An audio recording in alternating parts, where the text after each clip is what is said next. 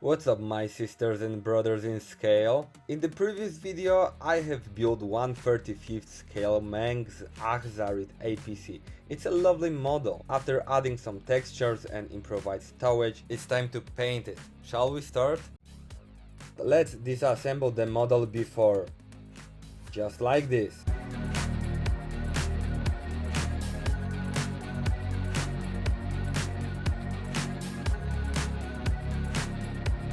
I wish it was as easy in real life. I also attached the road wheels and other parts to toothpicks and wooden sticks to make painting them easier. Next, I cleaned the model with an airbrush cleaner to remove any dirt and grease or fat from my fingers. For priming, I chose Ammo by Meng one-shot primer in black color. As I mentioned in the previous series about MiG-27 Flogger D, I'm trying to make my workshop as odor and as toxicity free as possible. The one-shot primer seems to be a very nice alternative for lacquer based primers like Mr. Surfacer or Tamiya primer. It has a pretty good coverage and doesn't break your neck with its smell. Its application is also very easy because we receive ready to use straight from the bottle product. We can spray it with an airbrush or paint it with a brush. Nevertheless, I heard lots of criticism about this primer and similar products like, for example, the Vallejo one. Many guys complain that these primers are not resilient and they peel off while any processing starts. Well, it's due to their characteristics and constructions. While lacquer-based primers are hardcore, heavy-duty primers that you can't do anything with, water-based primers are much softer because they are built of polymers that make connections and wrap around the surface. And if the connection is broken, the whole structure may come off from the surface. This is why they are not perfect for any hard processing, sanding or scraping. So you have to keep it on your mind while choosing correct primers for your workshop. In my case, Ammo MiG one-shot primer did a really good job. The black color will create very nice shades while painting the model.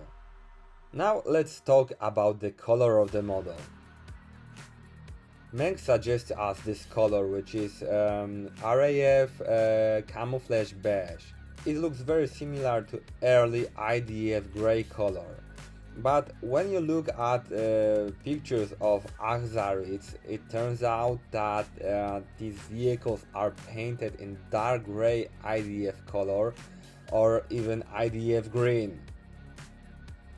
So I choose the modern IDF color offered by AK Interactive with their 3rd gen acrylics, while the beige color will be perfect for post shading and creating more paint layers. So let's start the painting. At first I decided to create the main layer of the paint, mixing the IDF Grey with gloss varnish and thinning it with about 80% of the thinner, and also adding some airbrush flow improver. You may ask why I added the gloss varnish. So AK 3rd gen paints, sometimes they tend to be a little bit darker after drying. I was recommended to try to do this with the gloss varnish to prevent making them too dark. They will also create a very nice glossy layer while the model will be totally dried with all layers, and I will avoid spraying an extra layer of the gloss varnish under the decal.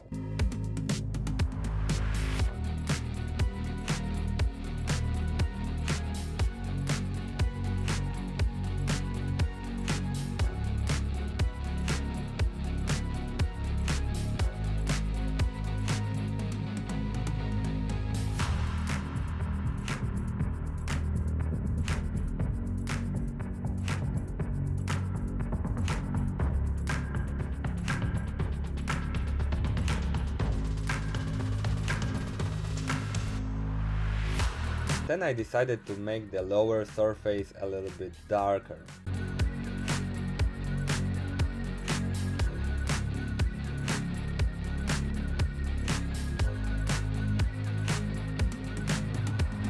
I sprayed the darker shade in all corners of the lower part of the vehicle.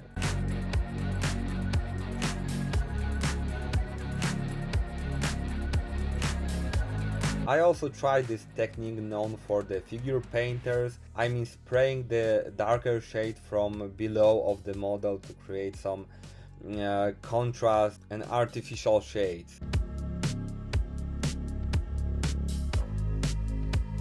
So let's spray brighter shades of the paint. As I mentioned, the beige color will be perfect for adding extra layers of the paint.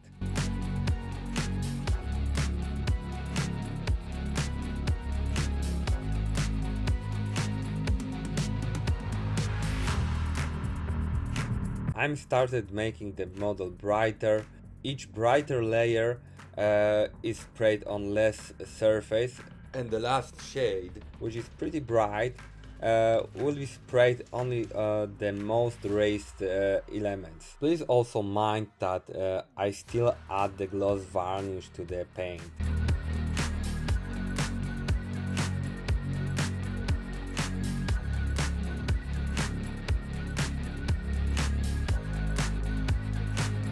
Being honest, I wasn't convinced to paint the model in this cloudy pattern and creating more and more brighter paint layers.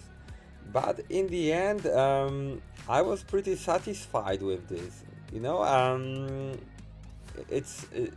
as an aircraft modeler, mostly aircraft modeler, I tried to cover the model in the perfect layer of the paint, and then to create some weathering effects with oils or enamels, occasionally acrylic paints. This armor model allowed me to approach the task in a very different way. So I'm glad I have tried this. It's a very nice experience for me.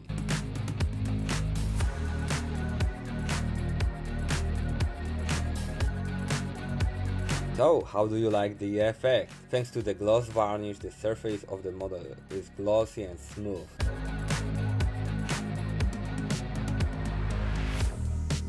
Let's leave the vehicle for drying and paint tracks. To paint tracks, I used a mixture of 4 paints mixed in equal proportion.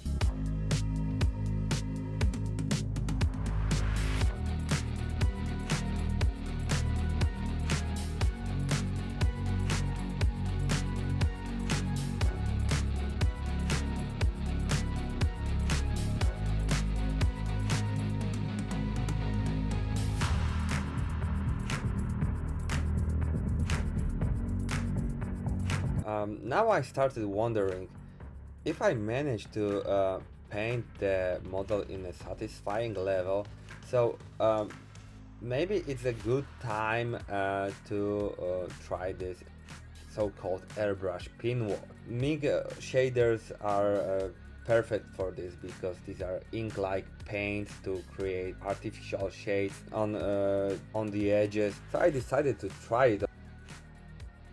I masked the most raised elements I didn't want to cover with the shader, and started spraying the paint or filter, or paint filter, you name it on your own. The best thing with shaders is that we can wash them away if we don't like the effect.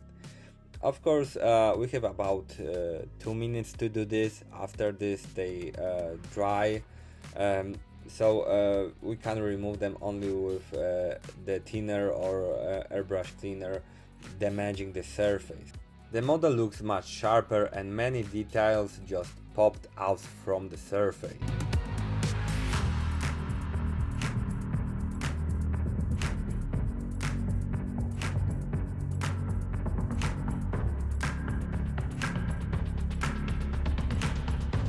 Now it's time for brush painting with wet palette. AK 3rd gen acrylics are good both for an airbrush and brush painting. While for an airbrush painting you have to use a dedicated thinner, it is possible with only tap water to dilute the paint. If the palette is enough wet, okay, the wet palette is always wet, but if it's wet in this good way, I mean not too little, not too much, they will last for a few hours of efficient painting. You don't need any paint drying retarders for them.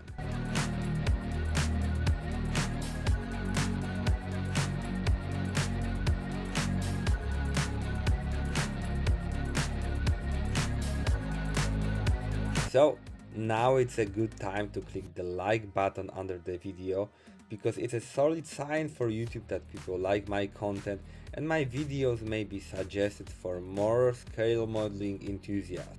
If you don't want to miss the upcoming episode during which I will weather and finish the model, please hit subscribe button along with the little bell icon next to this. Then YouTube will let you know once I share the video.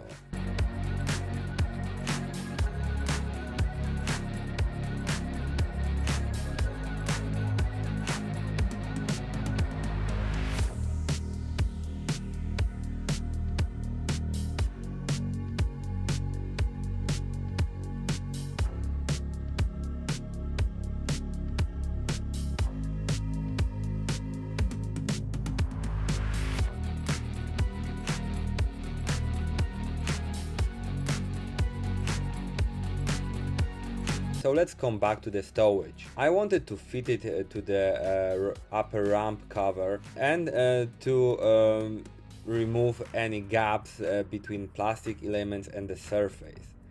That's why I decided to create something like a stamp from the epoxy putty. And because I'm a dump, I nearly glued the stowage to the model. Okay, while I tried to remove this, it turned out that the paint comes off with the primer, and I had to fix it gluing the whole blob of stowage to the model before painting. So it made my life a little bit more difficult, but I decided to figure it out. First of all, I sprayed the white paint from above to create some artificial shades. Then I started to brush painting the tarp, putting very thin layers of highly diluted paint and building the opacity. It's not any rocket science, it's a technique very well known also for the figure painters. I needed from 3 to 5 paint layers to be satisfied with the result.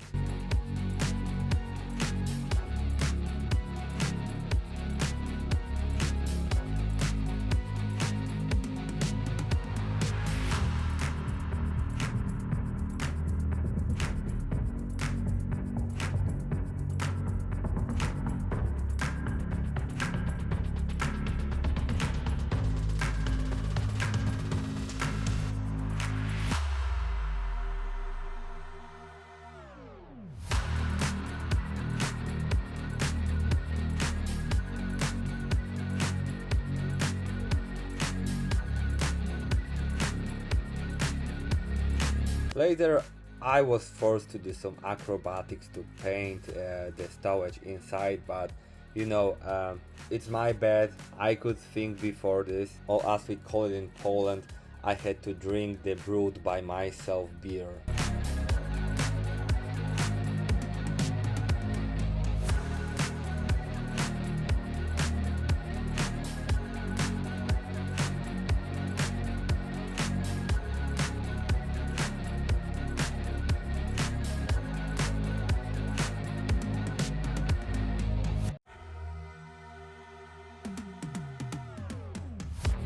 Citadel's washes are perfect for using them as filters. As you might have spotted at the beginning of the video, I have started with my Patreon website, and I will be honored if you decide to become one of my patrons. I have many pictures of Ju-88, Object 279 and MiG-27 models which you may have access to in reward. My dream is to create more and more content for you, and this is the best way to get closer to this idea. Please also do not hesitate to express your opinion about the model in the comment section below, like or dislike the video, and subscribe to my channel. I will try to post at least one video about the Achzarit before the end of this year, so you could see the final effect and also have an access to extra photos of this model.